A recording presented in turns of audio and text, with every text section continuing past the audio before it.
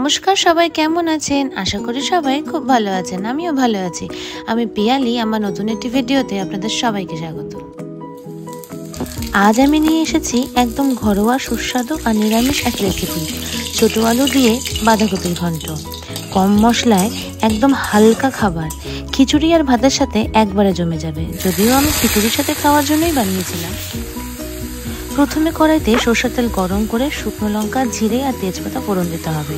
এবারে আগে থেকে সেদ্ধ করে রাখা আলু আর বাঁধাকপি কড়াইতে দিয়ে দিতে হবে। একই কড়াইতে আদা বাটা, হলুদ, জিরে গুঁড়ো, লাল লঙ্কা গুঁড়ো দিয়ে হালকা করে কষিয়ে নিতে হবে।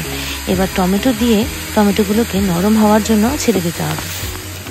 আমি বাঁধাকপি সেদ্ধ করার সময় সেখানে কিছু পরিমাণে মটরশুঁটিও দিয়ে দিয়েছিলাম।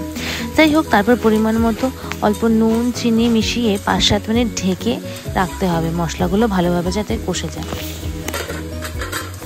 এবার একটু পর পর ঢাকা খুলে হালকা হাতে নাড়াচাড়া করে আবারও কম আঁচে ঢেকে বেশ কিছুক্ষণ ধরে রান্না করলেই তৈরি হয়ে যাবে একদম ঘরোয়া নিরামিষ বাঁধাকপির ঘন্ট, যা খিচুড়ি, ভাত সব কিছু দিয়ে খেতে কিন্তু অসম্ভব সুস্বাদু লাগে।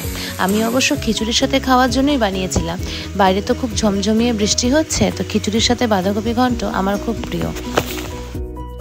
রান্নাটি ভালো লাগলে লাইক, শেয়ার আর সাবস্ক্রাইব করতে একদম ভুলবেন না। আবারও দেখা হবে আপনাদের সাথে নতুন একটি রেসিপি নিয়ে। ততক্ষণের জন্য সবাইকে টাটা।